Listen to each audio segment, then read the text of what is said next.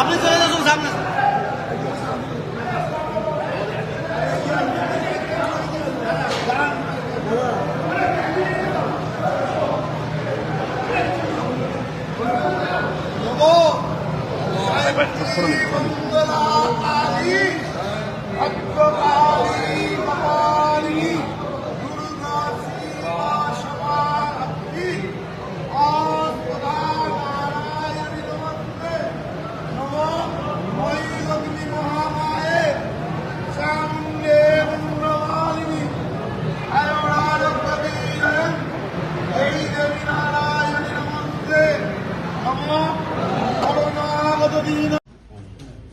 ভয় পেয়েছে মমতা, জেনে গেছে জনতা। আজকের অভিষেক বন্দ্যোপাধ্যায় তিনি বলছেন একটাও নাম বাদ দিতে দেব না। আমি ওনার কথার উত্তর দেব না, আমি কথার উত্তর দেব না। ওনাদের পার্টি স্ট্যান্ড উনি বলছেন, বিষয়টা তো মমতা ব্যানার্জিকে কেন্দ্র করে। উনি তো এসআইআর চলাকালীনও মুখ্যমন্ত্রীর প্যাড ব্যবহার করেছেন, এখন এমসিসি আছে মুখ্যমন্ত্রীর প্যাড ব্যবহার করছেন।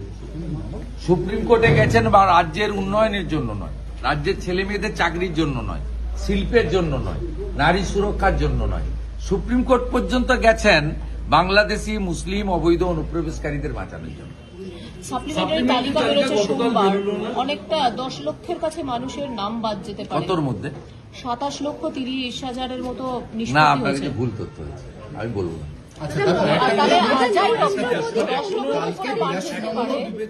যা আছে যা যারা করেছেন, সুপ্রিম কোর্টে চিফ জাস্টিস বলে দিয়েছে, আমি সব শুনবো।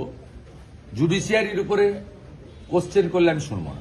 এর প্রভাব কি পড়তে পারে নির্বাচনে? এত লক্ষ মানুষের নাম বাদ যাচ্ছে। তারা কারা?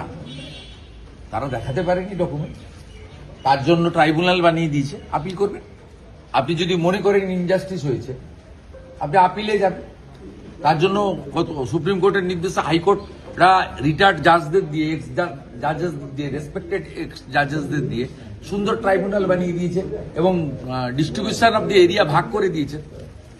আপনি যদি অ্যাগ্রিভড হন, আপনি ট্রাইব্যুনালে যাবেন। ভারতবর্ষের এত ডেমোক্রেসি আছে, এত সুন্দর আইন আছে, তো কান খুলে শুনে রাখুন। মৃত, ডবল ট্রিপল এন্ট্রি, ফেক এবং অভারতীয় বাংলাদেশি মুসলিম তার নাম থাকবে না। যেখানে খুশি যেতে পারেন, নাম থাকবে না।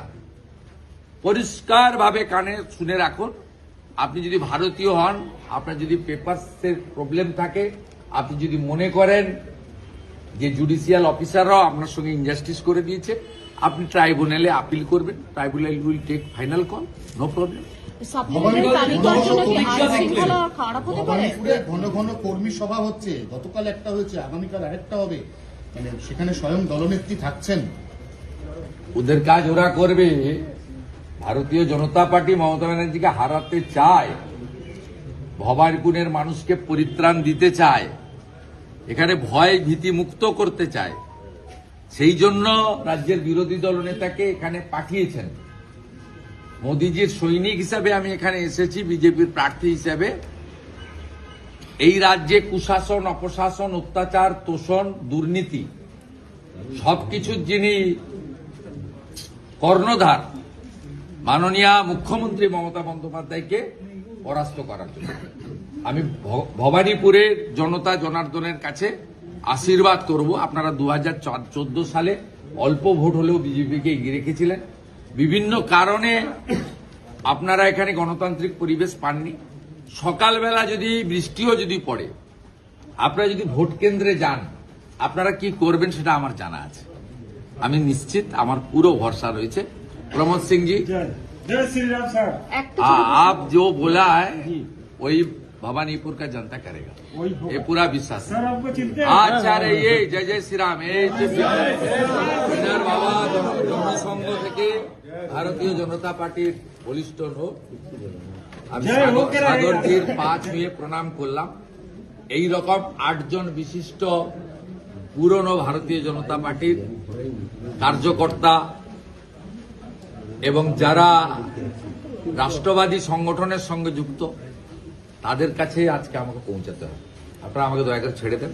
আপনারা কতটা খুশি পুরো খুশি খুশি তো শেষ নেই খুশি থেকে রাজনৈতিক যে আক্রমণ হলো আজকে প্রধানমন্ত্রী হবে 4 তারিখে বিজেপি হবে রেড রোডে প্রার্থনার আয়োজক মুসলিম নেতাদের উচিত মমতা ব্যানার্জির বিরুদ্ধে ব্যবস্থা নেওয়া, খিলাফত কমিটির উচিত ব্যবস্থা নেওয়া।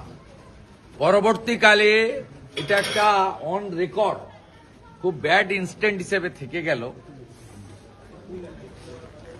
ঠিক মোহাম্মদ আলী জিন্নাহ সোহরাবুর্দিরা যে ভাষায় কথা বলেছেন আজকে তিনি করেছেন, এবং ইসলাম ধর্মের মানুষরা 1 মাস ধরে তারা উপবাস ব্রত পালন করেছেন, করে তাদের যে প্রার্থনার মাধ্যমে আজকে রমজান মাসের পরিসমাপ্তি ঘটিয়েছেন, সেই মঞ্চকে যেভাবে রাজনীতিকরণ করলেন মুখ্যমন্ত্রী, এরপরেও যদি খেলাফত কমিটি কলকাতা রিয়াক্ট না করে তাহলে আমরা ধরে নেব মমতা ব্যানার্জির এই রাজনীতিকরণ এবং মৌলবাদে উস্কানি ঘৃণা ছড়ানোর কাজে তাদেরও সমর্থন আছে।